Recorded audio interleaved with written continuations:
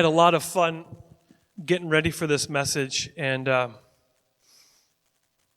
hope you guys have fun too. It's a challenging message, and I will be honest, the church, I'm talking about the church globally needs the message that we're talking about. And I asked God when I was preparing for this to challenge me and to stretch me. I wanted to be stretched. I wanted my life to be stretched. How many of us know that we can become comfortable with the things that we do, and the more that we do it, the more comfortable we get, and the less that we want God to change things? And God says, are you sure that you want to be stretched? And I said, Lord, to be honest, yes, I want to be stretched. I want to be challenged. I want to grow, and I want to do the things that God, you call me to do. I don't want to look back at my life someday and go, I wish I would have done this, but instead I did that. And we've all been there. We've all done that kind of stuff where we wish we would have gone this way, or we wish we would have done that, and I don't want to get to the point in my life where I look back at my life and go, man, I really wish I would have done that instead. And so, why am I saying that? Because today is a day of new beginnings. Today is a day of salvation. Today is the day where God is going to challenge you, and He's going to stretch you. He's going to shape you. He's going to mold you. He's going to call you. He's going to say, come. Remember last week, Jesus, He said one word, come. And that was the only calling that Peter got. Not, how do I do it? Where do I go? How do I step? How do I lean? How do I even walk on water? How many of us know how to walk on water? How would you do it? Do you put all your weight on it? Do you tread on your tippy toes? I mean, how do you do it? I don't know. So, we're talking about the people in the boat. The boat potatoes, I'm going to call them. By the way, I got that term from this book here. I recommend you get this book. I'm not preaching through the book, but to use the term boat potatoes. If you want to walk on water, you got to get out of the boat. That's the longest title of a book I've ever read. But it's an older book, John Ortberg, and I love John Ortberg's books. And there's a few nuggets here and there, examples of things that I might throw in some of these sermons. But if you want to walk on water, I think that he changed the title of the book. The newer ones is called Water Walker, I think. But yeah, if you want to walk on water, you got to get out of the boat. It's kind of long, but I do recommend that book. And I had a little bit too much fun with this boat potato type of thing. Yeah, I was going to carry my Lazy Hayden's recliner in there, but it's too heavy to do that. So I decided to grab our lawn lazy boy, if you will. It does lean back. Those are comfortable, those plastic things from Ace. And I recorded a quick little a minute video. Had a little too much fun. I put my feet up on the steering wheel, and I love that was the picture before the video to see how it would look. And so we're talking about being a boat potato, being stuck in the boat. And so we're not going to be in Matthew 14 today, even though we've talked about Matthew 14 quite a bit already. We'll get back into it next week with a specific verse that we're going to talk about next week. But for a moment, I want to talk about the people who were in the boat left over, because every single one of them had the same calling that Peter did. And Peter reacted differently than the rest of them. And so I want to identify with the rest of the people first, before I identify with Peter, because I identify with Peter when it comes to being a bonehead or a moron, but I don't identify with him with going, I'm going to walk on water. I don't identify with that. I'm like, I don't get it, because that wouldn't even be in the radar of possibility, like to ask for that. Okay, God, you can heal people, you can raise the dead, you can change my life, but walking on water, I mean, come on, there's even a little bit too much that's too much to even ask God to walk on water. But I guess, and Alice, she mentioned it last week at the very end before we're leaving, was the fact that he sank, and this is a good point. You need to be up here, but it's a good point that when Jesus reached for him and grabbed him, they had to walk the steps back to the boat. So Peter walked on water twice. I never thought about it. It's not like they swam.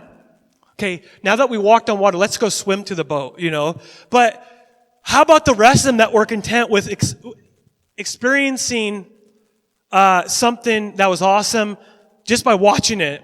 It's the difference between going to the Grand Canyon and watching it from a video. I've never been to the Grand Canyon, but I've seen plenty of videos of people who hike down to the bottom. Many people have done that, and it's hard.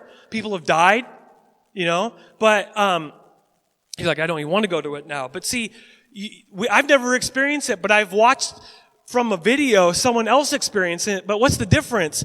It's the difference is sitting there going, this looks too hard. I'm going to change the channel. I'm going to change the video. That's the difference between boat potatoes and Peter, is Peter got to experience a wonderful gift that the rest of them could have done. In fact, Jesus gave Peter a great gift. That gift was to experience the impossible that he would never forget. Do you think he would ever forget that experience? He would have been, at that time, they might have been in their 20s. I don't know, but probably in their 20s. But by the time that he got to be an older gentleman before that they crucified him, Peter, he would have went, I remember that moment where I was able to walk on water with Jesus. And so Jesus gave him a wonderful gift. And he gave a gift to the rest of these disciples in the boat, but they never got to enjoy the gift that God gave them. Now, sometimes we know what God wants us to do with our lives, calling. We know what we're gifted with, and we know what we're supposed to do, but we're more content to sit in the boat. But just like the author of this book, John Ortberg, says, if you want to walk on water, if you want to do what God is calling you to do, you got to stay out of your comfort zone. You got to get out of the boat. You got to walk on water. But it's scary. It's scary to do the things that God's called you to do, because he's not calling you to do easy things. Sometimes we think, he says, my burden is light. That doesn't mean that the things that he's calling you to do is easy. If it was easy, you don't need God. In the book, I had to talk about the thing that he was saying, because I couldn't think of an example. We have some fine china, but it's not worth a lot of money. It's not worth a lot of money. Maybe, that's not a diss to our china, but we got it from my Aunt Robin, right? Didn't we? No, not that one? Sorry, Aunt Robin. I don't know where those dish set went from when we got married. We bought those, right? No? Whatever. We have some nice china, okay? But in the book, John Ortberg talks about his grandmother, and I'm talking about maybe it's real gold, but this is like hand-painted, used in real gold and that kind of thing. And his grandmother when she was a kid, she got for a birthday or a Christmas, a china dish. And it was only one cup, one dish, whatever it was. And because they were so poor that they did it every single year, she got an extra dish that matched. So by the time that she graduated and was ready to get married and move on, she had they had the whole set. Cups, dishes, saucers, little teacups, whatever the case may be. And she said it was way too expensive to really enjoy because they're valuable. And they were valuable. They were worth a lot of money. And if you're poor, especially, if you're going to put money into something, you're going to protect it at all costs. So what she did, this grandmother of John Ortberg, wrapped every single dish in not bubble wrap, but whatever it was, newspaper, and she put it in their attic when she got married. And that's where it remained till the day that she passed away. So then, when she passed away, the china set was given to John Ortberg's mother, her daughter. And the daughter, when she got married, she was already married long past, but she goes, we've got to enjoy this china set that mom never enjoyed because it's too valuable not to enjoy. While the first one said, it's too valuable to really enjoy. It might get broken. The second one said, this John Ortberg's mother said, this china is way too valuable to be hid away. I've got to take it out and I want to enjoy it. I mean, she enjoyed it on Thanksgiving, of course. She enjoyed it on birthdays. I mean, she probably brought it out for Columbus Day. I don't know. Something that we don't really celebrate. Like, okay, it's Columbus Day, but let's bring out the fine china. Because there's two types of reactions to high valuable situations and high valuable gifts. The first one is the gift is so valuable that it can't be risked. Like, if I'm called to do something from God, I can't risk it because what if I get out of the boat and I do sink? What if God expects me to do this and I can't do it and I drown and I quote, fail God? I don't think Peter failed God by sinking. I really don't. But the second view is the gift is so valuable that it must be risked. I must get out of the boat. If God's calling me to get out of the boat, I can't hide the gift that God has for me. Peter had a gift, and he was able to use that gift, the fine china, if you will. Then the rest of these bozos, they had the fine china, but it was bubble wrapped, and it was put in an awesome, huge attic. The attic is, when I was a little kid, we had a house that had a nice, huge attic. Like, it wasn't as tall as this, but it was a big attic. I mean, I'm not just a crawl space. And I loved going in there. I mean, it was like the movie The Goonies. There's an attic in there. I mean, it's just the same. I'm like, oh, this is so cool. Like, there's treasure in here. I thought there was treasure. But in that story, there was treasure. There was a whole china set, which I did like, why? To me, it's like china. You know, it's dishes. Give me paper plates for all I care. Like if I was ever by myself, I don't want to do dishes ever again. So, but this is some wonderful idea. There's two ways to receive a gift. It's like, okay, I got this gift. God's called me to do something, but I can't risk it because I might fail. I might drown. I might not be able to do it. Or God's called me to do something amazing. I have to risk it. I have to take a risk.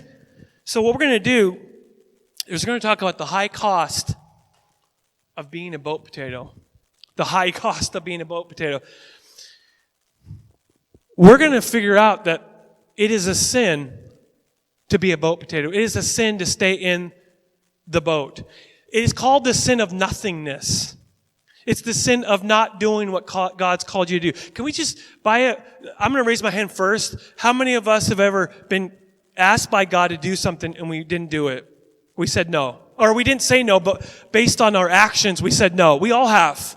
Okay? So some of us are like, nope, put my hand in my pocket. No, all of us have done that. And I want to say right now, it is a sin of nothingness. It's a sin of not doing what God's called you to do. And so what is the price that you pay for being a boat potato? It's a big deal. It's called growth. Growth in your spiritual growth.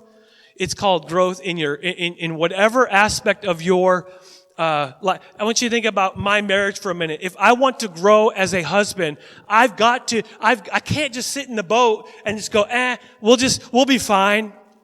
She knows that I love her, right? She knows I love her. I don't need to show her that I love her. She just knows, honey, can you hand me that Mountain Dew, right?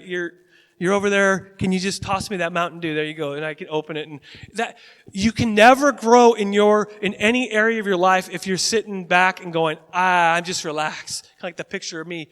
I should have shown the picture of me with my feet up on the steering wheel. It looked a little bit more comfortable. But there is a high cost of doing nothing. And it is your growth. We crave growth from birth to death. We were made to grow, and we were made to be around growth. I want you to think about the very first time, maybe you don't care about this, but you hate winter, maybe, and then you see the grass is growing. How many of us are excited about the grass growing? And then you immediately go, stop growing, I don't want to mow the lawn, right? Like, stop it. But you get excited for like 2 seconds. And then you can't stop the grass from growing. Then you can't stop we plant seeds in the ground and we celebrate. I know Lydia does when she goes, hey, just the other day, hey, look at how much these whatever have grown. Hostas. Do you know what a hosta is? Like, I don't know what that is, but it's a plant. It's a green thing, right? Right? And look at, she said it more than once to me. I'm out, whatever, doing nothing. And she's going, look at how much these hostas have grown. I'm like, give me a thumbs up. I'll give her a thumbs up because she gets excited because that's how it's supposed to be. You know, we celebrate growth. We love, I don't know about you, but when I was a kid, I went to the redwood forest. You know, the tree where you drive through and stuff like that. That's another one that you need to experience versus just watching it on a movie or a picture. But we love the redwood forest. How many of us, we love that? I'm like, wow, these trees are older than anything I can ever think of. Like, wow, it just blows my mind. We love that. We love that type of thing because we were built to grow. When a toddler grows, a newborn can't do anything but cry and mess up his diaper. And then they start babbling and they start going, blah, blah, blah, and that kind of thing. And they start sucking their thumb and they start doing all these noises. And then they start saying, mama. Dad. And that's like, that's an example of growth. Then they start saying more things like, I'm hungry, what's for dinner? At 2 a.m. Give me the keys to the car. I'll be back before curfew, right? That kind of thing. See, all of that is examples of growth. If Hayden, who's going to be 15 in September, I know he's counting the days, right? So he's really a teenager. If he was a 15-year-old that was the size, and he talked like a 2-year-old, we would know that there is a problem because he was meant to advance. He was meant to grow. He was meant to do more and more and more. And as a Christian, we were called to do more for God. The longer we've been a Christian, we should not be backtracking. We should not be backpedaling. We should not be doing less than we did 20 years ago. We are growing in Christ. We're doing what God's calling us to do. But sometimes it's easier as we get into the routine of things, the routine of busy lives, to be able to kick back, drink coffee, drink iced tea from the boat, and go, this is so lovely. I love this. I don't want to risk doing this because I might not enjoy it. I might fail. It might be a flop. It might be a belly flop, if you know what I mean. But, so, we're seeing a miracle of growth when we see people grow, when we see a church grow, when we're seeing ourselves grow. It's like, wow, that's cool. But there's nothing sadder than stagnation. When we see someone stagnate in their spirit, then it's sad. See, a lot of people, they don't plan a vacation around, they don't go, you know what, we're going to the Dead Sea. That's where we're going for vacation.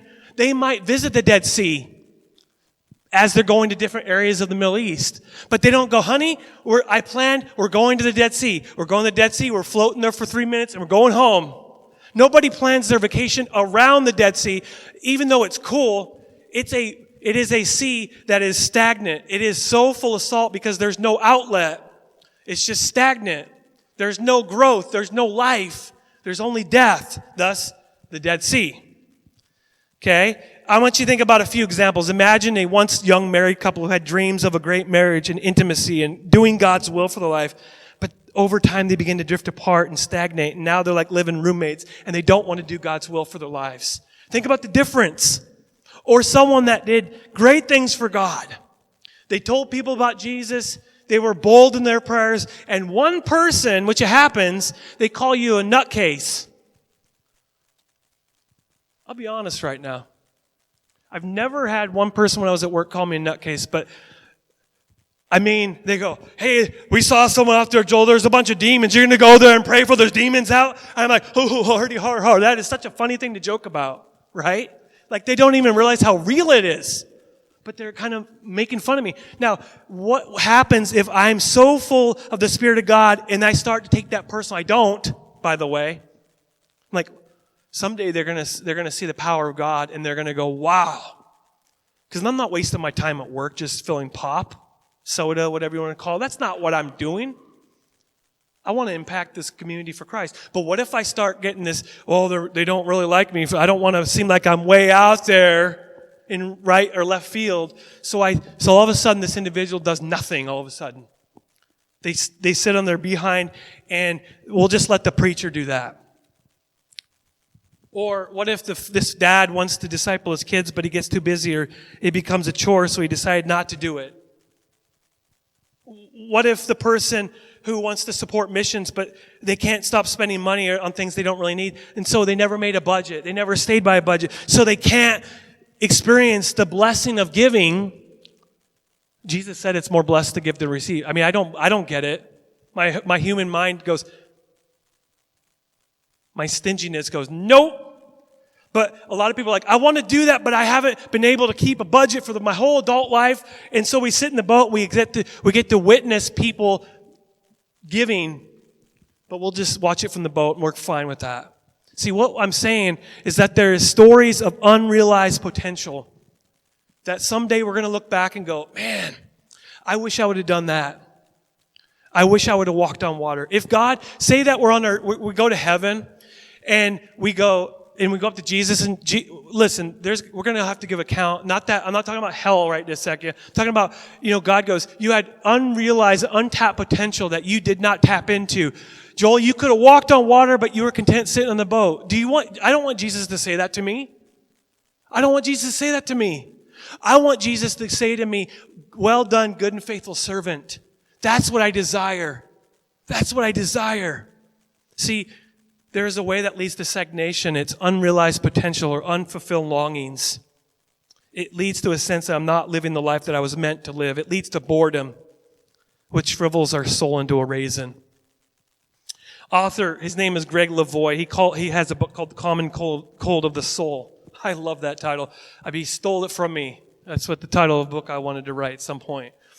Common Cold of the Soul. He says this: to sinful patterns of behavior that never got confronted and changed, abilities and gifts that never got cultivated and employed, until weeks turned into months and months turned into years, and one day you're looking back on a life of deep, intimate conversations that you never had, great, bold prayers that you never prayed, exhilarating risks that you never took, sacrificial gifts that you never offered, lives that you never touched, and you're sitting in a recliner with a shriveled soul and forgotten dreams, and you realize that there was a world of desperate need and a great God calling you to be part of something bigger than yourself. You see the person that you could have become but did not. You never followed your calling. You never got out of the boat.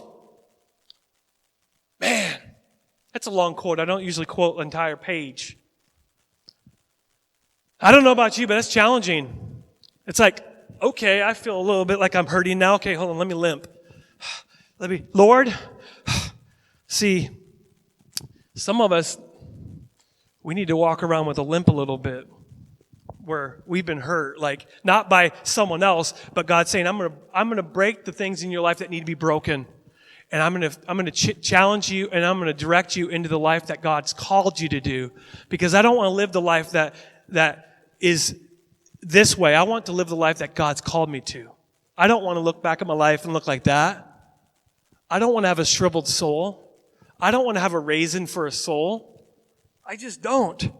So I don't want to have the quote in my life, I wish I would have. I don't want my tombstone to say, I wish I would have. He wishes he could have. I want my tombstone to say, a life well lived, a life well served, lived for God with everything. I want my life to be that way. I do not want to be a shriveled soul. I don't want to die a horrible, horrible person where I wish I would have done this. I wish I would have done that. And see, God is asking you to live a life bigger than yourself. And that is a gift from God. You don't have to be bored with your life. You don't have to know, what am I supposed to be doing right now? What am I doing with my life, man? What am I doing? We can know exactly what we're doing because God calls us to ministry. God calls us we all have a calling that God has placed on our lives. And we can either get out of the boat and apply that to our lives, or we can sit in the boat and watch other people do it and go, I'd rather not do that because it's too difficult. Because there are people in my life that don't understand where I'm coming from. When I talk about God, they're like, pfft, whatever. Like literally, pfft, that's what they do. Okay, here we go again. And so I don't want this to be my life here. And that's why I read it to you guys, because I felt very challenged. I felt very challenged because there's no tragedy like the tragedy of an unopened gift from God. A calling that was never lived. Because God has called you to big things, but that doesn't mean it automatically gets done. We've got to open the gift. And so to wake us up from boat potatoes, Jesus told a story about a master and some servants. I'm going to call them a CEO of a company, and he chose 3 of his employees, 3 random employees that he chose, and he goes, I'm going away, and I'm going to give them a great responsibility. I'm going to give them we call them, the Bible sometimes calls it a talent, which is a lot of money, by the way. This translation that I'm going to be reading says a bag of silver. Okay? I want you to think of more than just money. I want you to think of a calling. This person is representing God. The CEO is representing God, and he's given these individuals a calling, something to do with their life, and there's 3 of them. Okay? And the 2 of them, the first 2 people, they walked on water. What I mean is that they took the risk, that they took what the master given them, and they took a risk. They could have failed at this risk. But they took the risk. But the last one, he stayed in the boat. He played it safe. He didn't risk it because he didn't want to take the bag of silver, and he didn't want to lose what he had. So he put it in the ground. And God hasn't called us to play it safe. He's called us to take risks. You think that playing it safe is very responsible. But in the God's kingdom, being safe is not responsible. Taking risks for the kingdom of God, that's what's responsible. It's backwards. So Matthew 25, verse 14 to 30. So just hang on here. This is quite a bit here. Again, I love the parables of Jesus, by the way. But remember, the one person, the CEO, the master represents God, and the three individuals it could be any one of us. Okay, so I want you to identify with yourself with one of these individuals. Okay? And I want you, in conjunction with the walking on water story that we've been doing. Again, the kingdom of heaven can be illustrated by the story of a man going on a long trip. He called together his servants and he entrusted his money to them while he was gone. He gave 5 bags of silver to one, 2 bags of silver to one, 2 bags of silver to another, and 1 bag of silver to the last. I screwed that up so already. 5 to this individual, 2 to that individual, and 1 over here. Dividing it in a proportion to their abilities. He then left on his trip. The servant who received the 5 bags of silver, he began to invest the money and earned 5 more. The servant with 2 bags of silver also went to work, and he earned 2 more. Okay, got out of the boat, in other words. But the servant who received the 1 bag of silver, he dug a hole in the ground, and he hid the master's money. Okay? He stayed in the boat.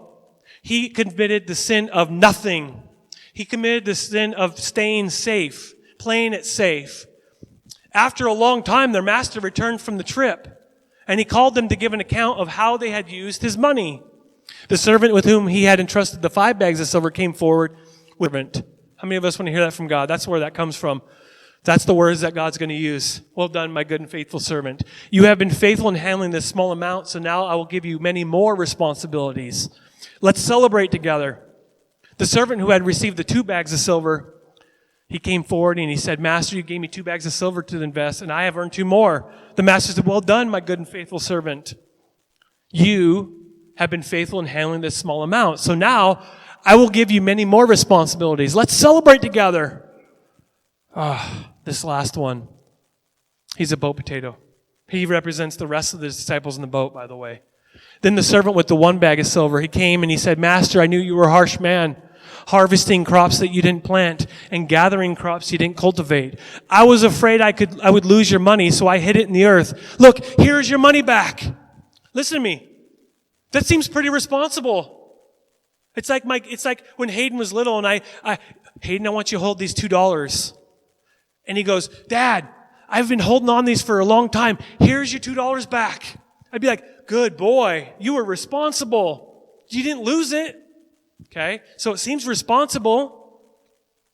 But the master replied, you wicked and lazy servant. If you knew I harvested crops I didn't plant and gathered crops I didn't cultivate, why didn't you deposit my money in the bank? At least I could have gotten some interest in it. Probably less than 1%, but we'll keep it at that.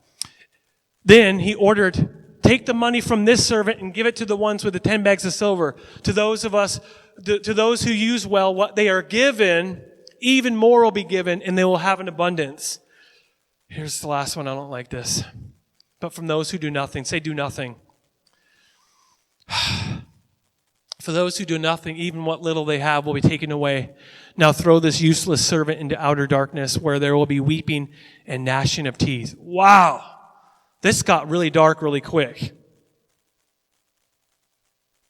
This story came from a nice little story of 3 guys who did something different for this 3rd guy going to hell. By the way, that's what that's representing. But listen to me, I want to talk to you today about this, but I want you to get, this verse really bothers me, but it's because it makes me uncomfortable. But see, I want to be very clear about something about God. There is a real heaven, there's a real hell. And He's a judge. He's a legitimate judge. We like to think about God as He's love, and of course He is. God is merciful. God is graceful. God is that. But there will be a day when we have to come to Him and give an account of what we did with what He gave us. And it could scare us, or we could say, you know what, let's take today, let's take this season of our life to go, what is God calling us to do? And we're going to focus the rest of our lives doing that. And we will expect God to say, well done, my good and faithful servant. Because the good news is the master has not come back yet. He's still on his, quote, trip. Right? He's still on his trip. And someday he's coming back. And so what I want to do, he teaches us 3 principles about the master, about God, and the opportunities that God offers. Number 1 is God is the Lord of the gift. He's the Lord of the gift. God is such a merciful and loving God that He has something to offer you. You don't have to earn it. You don't have to be good enough. You don't have to be talented enough. No matter where you find yourself in the spectrum of life, I'm so good, I'm so holy, or man, I don't even belong here. Wherever you find yourself, God has a bag of calling, a bag of talent, if you will. He has a bag of gift. He has a gift to give you. And He goes, here, I want you to take this gift. I want you to take this calling, and I want you to do something with it. Don't do nothing. Do something with it. Focus your life and your attention on that thing right there. But you're like, oh, but I don't want to. Okay, Lord, but this, and then there's that, and here, I'll just set it right here, and I'll just watch it for a little bit. And okay, the Lord has me doing that, but I got to do that, and I got to do that. And how many of us have ever busy? And you have more than one thing to do in a week. So you're like, do I have to learn how to juggle? Like, okay, I got God's will right here. Like, it's like the plates, the big thing of plates, and it's like on the chin, and it's like spinning. And the guy has to spin plates over here, and he's still juggling with this, and he's still throwing up a ball with his foot, and he's all, okay, how do I do this? And how do we do this? The reality is we've got to stop for a moment. We have to identify what is God calling us to do. The big picture. And then the things that we fill our lives with, whether it be work or whether it be this or that, we go, like for my calling and everyone's called, my calling to be a light in this world and to be not just a pastor, I'm a messenger of God's wonderful grace to people. How does that fit in my job with Pepsi? I have to find out I have to be able to find where that fits.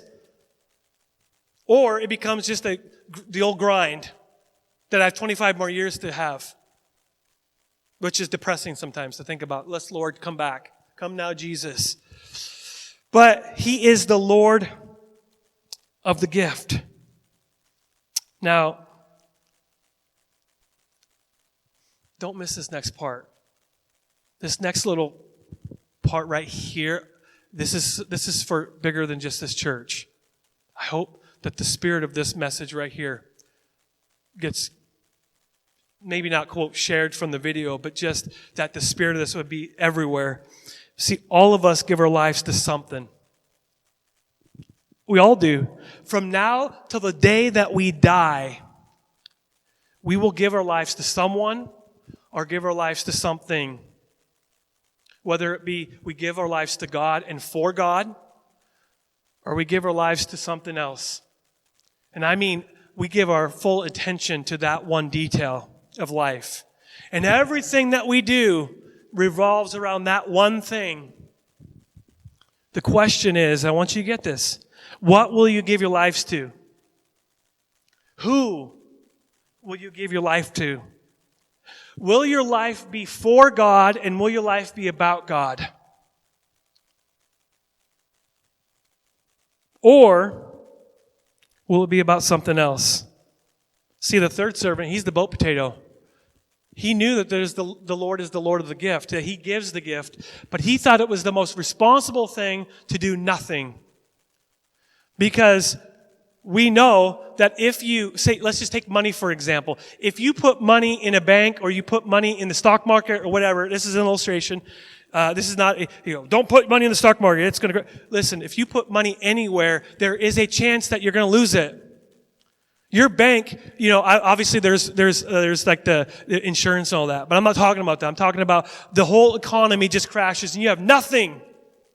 There is a chance that when you take that bag of money, if you will use it for good and it goes to nothing. So there is that risk.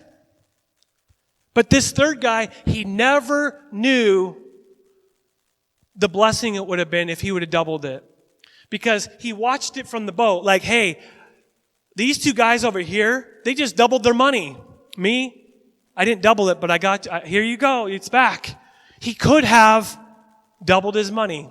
Would have been a blessing to him to do the thing that God had called him to do.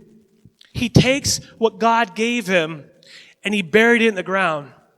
He took what God called him to do, to walk on water, and he said, no, I'm going to go in the boat. This is where I wish I had a boat, right here. And he just hid in the boat, and don't tell me to get out of the boat, because that's scary. See, right now, I could jump off the stage and I could break my ankle. There's a chance. This ankle, by the way, is my weak ankle, because I did break it way back in the day. I mean, that's why I jump in favor of my right foot. That's just to let you know. But he took what God gave him and he ignored it. He did the sin of nothing. So God is the Lord of the gift, but here's the scary part, is he's also the Lord of the settled account. Someday God's coming back. We know that. If you've been a Christian for 5 minutes, at some point in your church life, you know that God's coming back again. That's one of the major tenets of the faith. Jesus came. He lived a sinless life. He went to the cross. He was dead. He was buried. He rose from the dead. He ascended to be with the Father. And someday, he's going to come back again. See, the Master is coming back. And I wrote this down because there's a fact of all eternity that we must all face.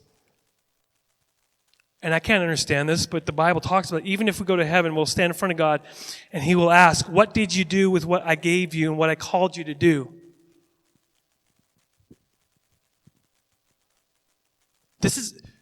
I'm not talking about salvation at this moment. I mean, there is that too. All of us are going to give account to God about what we were given. And I can't explain that. We believe in God's grace, mercy, his forgiveness, his love. He's such a loving God. But there is that moment where he's going to say, I gave you this. And I think he's saying it right now to some of us in our heart. God is piercing our heart, and God's saying right now, what are you doing with what I'm giving you, church? What are you doing with what I'm giving you? How come you're burying it? Why are you sitting in the boat? You could have walked on water since 20 years ago. But the good news is this. The Lord of the settled account isn't back yet. We still have time. All of us, if you have breath within you, you have the chance right now to make it right. So do I.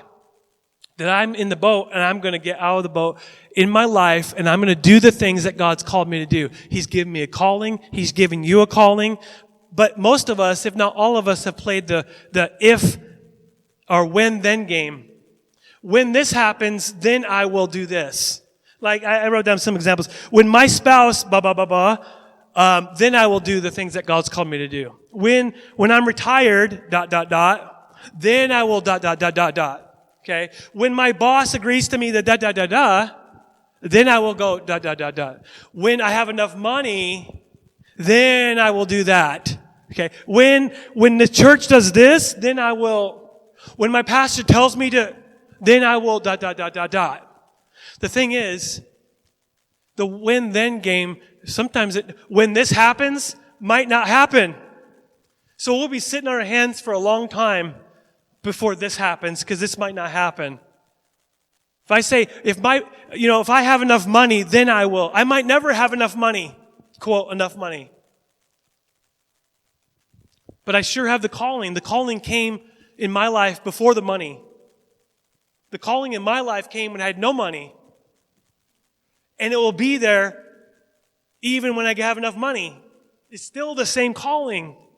So the win-then game never works. And the last little bit here, this is huge. Because you're like, this is kind of a depressing sermon, Pastor. The good news is this, is the third one, that he is also Lord of the reward. Those of us who are walking in our calling, we're the ones that we are the most blessed people. When you're doing what God's called you to do, you are the most blessed that you could ever be because you're doing what God's called you to do. You're walking in the footsteps of Jesus. You're saying what Jesus is telling you to say, and you're doing the things that we say this every week. You represent Jesus Christ. In every situation, in every conversation, you say what Jesus would say in your situation, and you do the things that Jesus would do in your situation. That's what it means to be a disciple. That's what it means to be a Christian. But we know a lot of churches in the world, in the country, that don't live that way. They don't live out God's calling for their life. They're just happy and content from the boat. They're like rowing the boat. Forget the rowing the boat. Let's get this big, huge yacht. And we got Dwayne at this driver. We got, and it's fast. And I say, Dwayne, hurry up. Go faster. And then do the big circle around here. And don't stop. And it's fun. Like, hey, remember the time we went on your boat? It died before we got to the end. I don't know if you remember that. This is years ago. Hayden was little. But that was fun. I mean, at some point we need to do it again. But, when it comes to this illustration, some of us are more content with sitting in the boat on the dock. Like I was doing my video, and I almost wanted to go to Orfino and go to the place where all the boats are, the marina or whatever, whatever you call it. And I just wanted to ask if I could just sit in a boat and pretend I'm driving, but I'm not really going anywhere. Like, you can enjoy the boat that way as something stupid, or you could actually drive the boat. What's the best? Man, I'd want to go drive the boat. But some of us are content just sitting in the boat, watching the world go by and watching God's will be done in other people's lives. And we're just sitting there going, but he is the Lord of the reward. God has wonderful plans for those of us who are doing the will of God in our lives. And I want to hear the words. Here's the reward. Well done, good and faithful servant. That sounds like a good enough reward to me. It really does. If the God of the universe literally says that to me, that's all I need. I don't need much. I just need that. Because I'll be like, wow, that's cool. If I could hear that right now, I think, okay, everything's going to be okay. So imagine hearing that from God. So what I want you to do before we close is I want you to write down some questions. It's going to help you identify what you're supposed to do in your life. Okay, I'm going to leave this on the screen for a little bit here. These are some questions that I ask myself frequently. And you might need to wrestle with this for a few days, few weeks, few months, whatever. However long. A couple years, whatever it takes. What is my deepest dream? What is my deepest dream? What do I dream about at night? What keeps me up? What is the thing that I've got to do with my life? How much passion do I experience in my daily life? What that means is, what makes my heart beat quicker in my life? I tell you what, going to work doesn't. But if I go to work knowing that I'm trying to impact this community for Christ, then my heart starts beating. But if I'm thinking about work tomorrow and I'm thinking, man, that's going to be completely empty tomorrow morning, my heart doesn't beat. It stops beating. What do I want my epitaph to say? When I'm dead and gone, what do I want to be remembered as or for? How much am I growing these days, or am I stagnant? How often do I take risks that require God to intervene? Peter had to walk on water. He could have drowned for all we know. He could have. I don't think Jesus would have let him, but that's beside the point. If I could name the one thing that I was made for, what would it be? So as you continue writing those just for a little bit, what is my deepest dream? How much passion do I experience in my daily life? What do I want my epitaph to say? How much am I growing these days? How often do I take risks that require God to intervene? And if I could name the one thing I was made for, what would it be? Everybody have that written down, or do we need some more time? More time? See, you can drift through life or you can be purposeful about your life. And I want to be very blunt with you. I'd rather, myself, I'd rather drift through life. I really would. It's so much easier. It's so much easier than the work it takes to row the boat and then go, okay, this is the spot. I got to get out and walk on water. We can walk through life by accident, or we can be purposeful. We can get up, go to work, come home, eat dinner, watch TV, retire, and die. And a few things, maybe pay your taxes a few years between that birth and death, right? Or you can take each moment and you can be purposeful. And you can say, God, whatever this is yours. Work, marriage, finances, church, mowing the lawn, doing the dishes, preaching, singing, going to the store and pushing your cart and throwing in the $1 million piece of chicken or whatever, right? You're like, ooh, these prices have gone up. Was it this morning that we saw a multimillionaire? The back of the truck was full of lumber. It was a multimillionaire. It was great. I was like, wow. Everything's gone up, and it's like, okay, all of that, everything that we do, because I see some of us and we're like, ooh, that's expensive. And it is. But what can we do with that in work and play and vacation and relaxation and TV time and sitting in the yard, all of it, we can be purposeful and say, this is for you, God. All of it is to bring God pleasure. This is to bring God glory. I hear all the time, God, bring God glory. And that's great. But okay, what's that mean? I want whatever I do and whatever I say, I want it to bring pleasure to God. I want God to go, I like that. The same feeling that I get when I drink the nicest cup of coffee, I want to bring that feeling to God. I want to be the best cup of coffee to God. I want God to look at my life and go, that's awesome. Or we could just be accident. We could just say, I love you, God, but this is for me. I just want to bless myself. I want this, I want this, I want this, I want that, I want that. I want the nicest boat ever with sleeping quarters down the bottom. I want a big yacht. Now, as we close, there's one reason why we stay in the boat. There might be more than this, but this is universally why people stay in the boat. Outside of the whole I'm too busy nonsense, because I've said that too. Okay? Why do we stay in the boat? Well, fear of the unknown and fear of failure keep us in the boat. And if I'm completely honest with you guys, that's why I stay in the boat oftentimes. I have a huge fear of failure in my life. I don't know what it is. I don't want to do the things that God's called me to do. If I knew I would fail them, I would never do anything for God, because I don't like the feeling of failing. Anybody like the fear of failure or the feeling that when you fail? I don't. But that's what makes us a boat potato. Number one reason is fear of the unknown, because you don't know how to do it. You're going to have to trust God.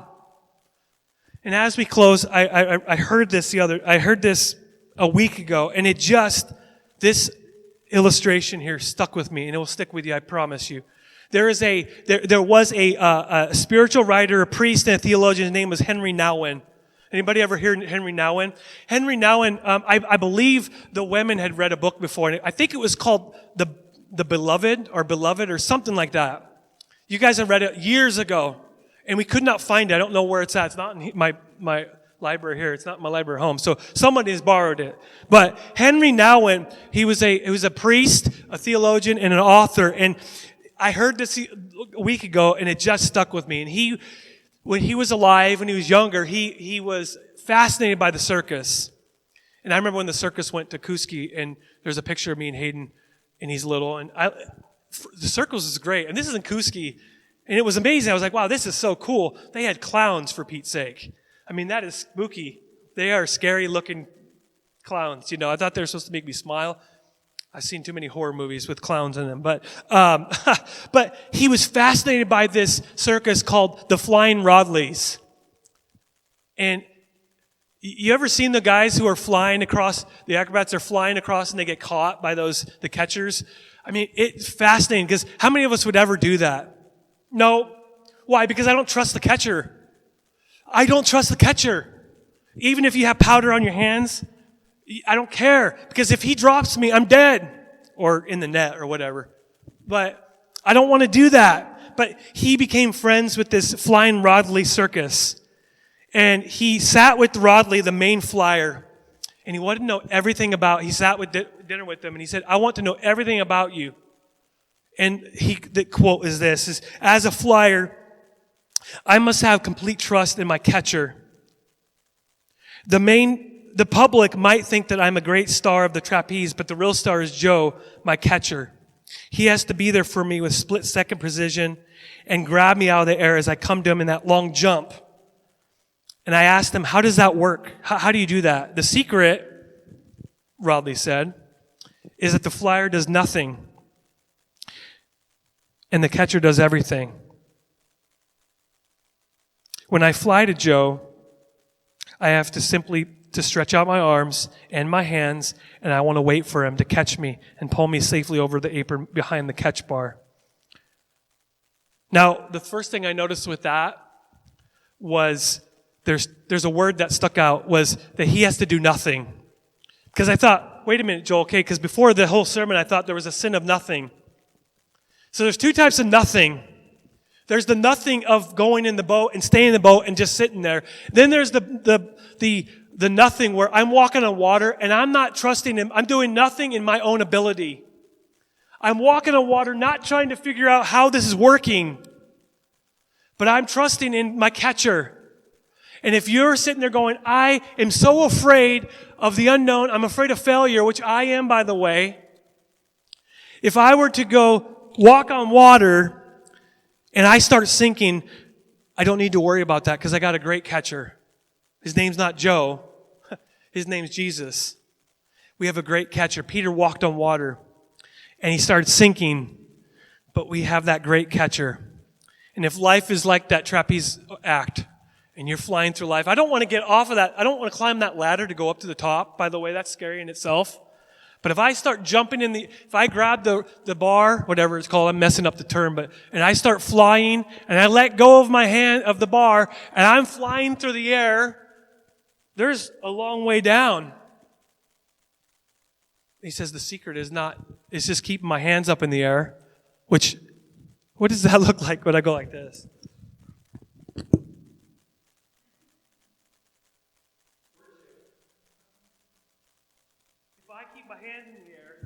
If I keep my hands in the air, I have to trust the catcher to catch me. So I can fly off and I can water, if you want to call it water walking, if you want to be a spiritual trapeze artist, I do. That'd be awesome. But it's scary because I don't like heights. But we got to trust. We have to trust. I wrote this down yesterday when I was practicing this. We have to trust that God's going to do the, ignore all that. We have to trust that God is doing the catching. Are we afraid to drown or fail? Don't worry. We have a great catcher. Let's pray. God, thank you, Lord. Thank you, Lord, for everyone here. I pray for blessing. I pray that as we're flying through life, as we're walking on the water, that it's easy to get scared. But I know that we have a great catcher, that we have someone right there, right next to us. If we walk on water, it's just like when a child, he learns how to walk for the first time. If he's going to fall down to the ground, the mom and dad will help them up. And that's exactly what you do with us, because you are proud of us when we get out of the boat. You will say, well done, good and faithful servant, when we get out of the boat. But you don't want us to be the wicked, lazy servant of the third person in that story, where we sat in the boat and did nothing. We do not want to be a boat potato. We don't want to be a couch potato. We just simply want to do your will, God. Thank you for that calling. We pray that you would bless us as we go. In Jesus' name, amen.